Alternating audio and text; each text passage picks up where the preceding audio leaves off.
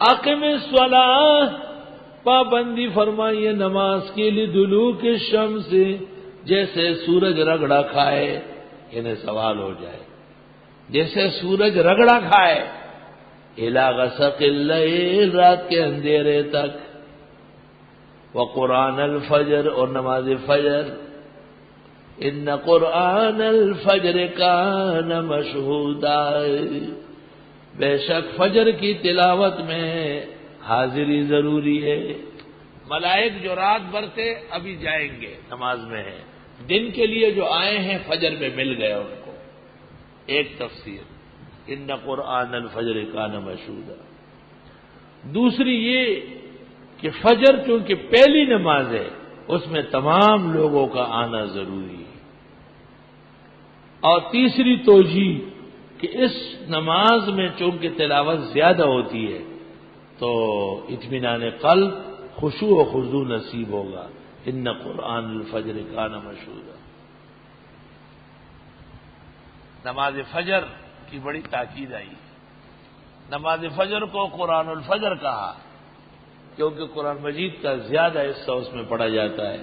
امام اعظم نے کہا ہے کہ پہلی رکعت میں طوال ہو، 100 آیت، 40 آیت، 60 آیت، 30 آیت۔ وَمِنَ اللَّيْلِ فَتَهَجَّدْ بِهِ، اور رات کو تہجد پڑھیے، نافلۃ لک، یہ نفل ہے تیرے لیے، یہ نفل ہے تیرے لیے۔ فیض الباری دوسری جلد لا سکتے ہو، نیلی والی۔ حجدا ترک النوم، چٹپٹلا، ترک النوم، حجد، حجدا ترک النوم۔ تہجد کو تہجد اس لیے کہتے ہیں کہ نیند سے اٹھ کر کے پڑھی جاتی ہے، کم از کم 2 میانہ 8 آخری 12، اور سوئے بغیر پڑھے قیام اللیل ہے، وہ 8 رکعت مناسب ہے۔ اور رات کو تہجد پڑھے، یہ نفل ہے تیرے لیے۔ بعض کہتے ہیں تہجد رسول اکرم پر فرض تھی، روح المعانی میں ہے نافلۃ لک فریضۃ زائدۃ علیک، یہ علیحدہ فریضہ ہے، فریضۃ زائدۃ علیک، نافلہ اضافہ۔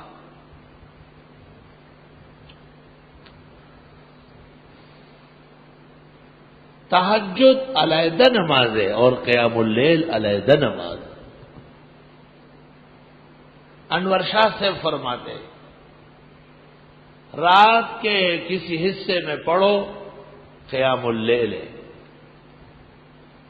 سو کر کے اٹھو تہجد ہے، اور دونوں جماعت سے پڑھو اور رمضان میں پڑھو تو تراویح ہے۔ اور اس مقام پر مولانا انور شاہ نے لکھا ہے کہ سلف صالحین تراویح کے بعد قیام اللیل اور تہجد کو منع کرتے تھے، اس جگہ لکھا۔ اور رات کو تہجد پڑھیے، یہ نفل ہے آپ کے لیے۔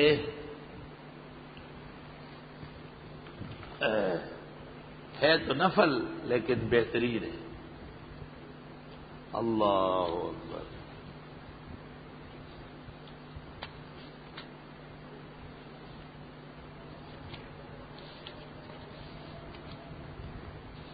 یہ مولانا محمد یوسف لدھیانوی کو پیش کیا تھا، انہوں نے فرمایا کہ منع دکھاؤ۔ میں نے کہا چلو منع بھی دکھا دوں گا۔ میں نے اس پر بڑی طویل جنگ لڑی ہے۔ قال عامۃ العلماء ان التراویح وصلاۃ اللیل نوعان مختلفان، عام علماء تو دونوں علیحدہ علیحدہ کہتے ہیں، والمختار عندی انہما واحد، یہ ایک نماز ہے۔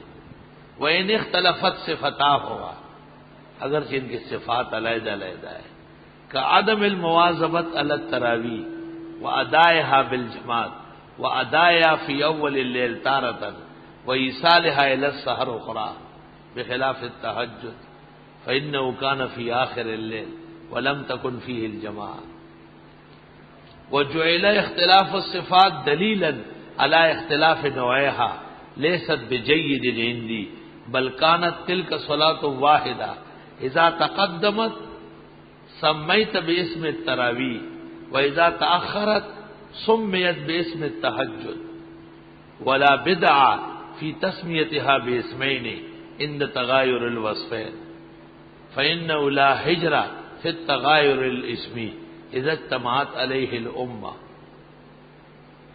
وإنما يثبت تغاير النوعين إذا ثبت عن النبي صلى الله عليه وسلم أنه صلى التهجد مع إقامته بالتراويح. پیغمبر سے یہ کبھی بھی ثابت نہیں کہ آپ نے تراویح کے بعد تہجد پڑھی. ثم ان محمد بن نصر وضع عدة تراجم في قيام الليل وكتب ان بعض السلف ذهبوا الى منع التهجد لمن صلى التراويح وبعضهم قالوا بإباحة النفل المطلق فدل اختلافهم هذا على اتحاد الصلاتين عندهم ويؤيده فعل عمر رضي الله عنه فإنه كان يصلي التراويح في بيته في آخر الليل مع أنه كان أمرهم أن يؤدوها بالجماعة في المسجد ومع ذلك لم يكن يدخل فيها وذلك لأنه كان يعلم أن عمل النبي كان بأدائها في آخر الليل ثم نبههم على ذلك. ان عبارات سے ایک بات تو یہ معلوم ہوئی کہ تراویح 20 رکعت 8 رکعت قیام اللیل 12 رکعت تہجد کا مجموعہ ہے. دوسری بات یہ معلوم ہوئی کہ پیغمبر سے تراویح کے بعد تہجد ثابت نہیں ہے. تیسری بات یہ معلوم ہوئی کہ سلف صالحین میں ایسے بزرگ تھے جو رمضان شریف میں تراویح کے بعد رات کے نوافل اور تہجد منع کرتے تھے. فیض الباری جلد 2 صفحہ 420.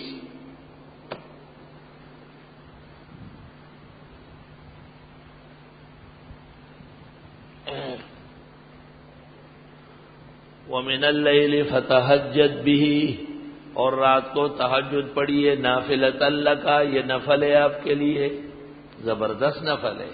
عَسَىٰ يَبْعَثَكَ رَبُّكَ مَقَامًا مَحْمُودًا امید ہے کہ دے آپ کو آپ کا رب مقام محمود جس پر حضرت کھڑے ہو کر اللہ کا خاص حمد کریں گے اور پھر امت کے گناہگاروں کی شفاعت فرمائے گے.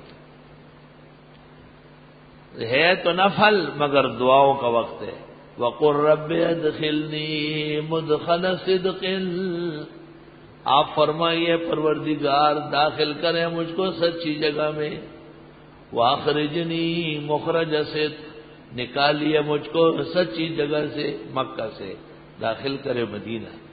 وَاجْعَلْ لِي مِن لَّدُنكَ سُلْطَانًا نَّصِيرًا اور مقرر کرے میرے لیے اپنے ہاں سے غلبہ دوست کی شکل میں مددگار کی شکل میں. روافض نے اس سے استدلال کیا ہے الامام المنتظر پر.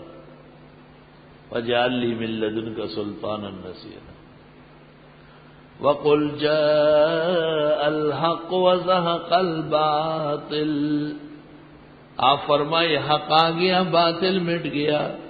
ان الباطل کان زہوقا بے شک باطل مٹنے کے لیے تھا. یہ عجیب نفل ہے. مقام محمود ملے گا شفاعت کے لیے. بہترین جگہ میں آؤ گے جاؤ گے امداد نصیب ہوگی. حق کو باطل پر فتح مل جائے گی. باطل مٹ جائے گا تہجد پڑھنے سے. وَنُنَزِّلُ مِنَ الْقُرْآنِ مَا هُوَ شِفَاءٌ وَرَحْمَةٌ لِّلْمُؤْمِنِينَ اور ہم اتارتے ہیں قرآن میں سے جو شفا و رحمت ہے مسلمانوں کے لیے. وَلَا يَزِيدُ الظَّالِمِينَ إِلَّا خَسَارًا نہیں بڑھاتا ہے ظالموں کا مگر گھاٹا. وَإِذَا أَنْعَمْنَا لِلْإِنسَانِ أَعْرَضَ وَنَأَىٰ بِجَانِبِهِ جب ہم انعام کرتے ہیں انسان پر مڑتا ہے کروٹ کے بل. فَإِذَا مَسَّهُ الشَّرُّ كَانَ يَئُوسًا اور جب پہنچتا ہے اس کو شر ہو جاتا ہے مایوس. قُلْ كُلٌّ يَعْمَلُ عَلَىٰ شَاكِلَتِهِ آپ فرمائیے ہر ایک عمل کرے اپنے طریقے پر. فَرَبُّكُمْ أَعْلَمُ بِمَنْ هُوَ أَهْدَىٰ سَبِيلًا پس رب تمہارے جانتے ہیں اس شخص کو جو زیادہ ہدایت والا ہو راستے میں.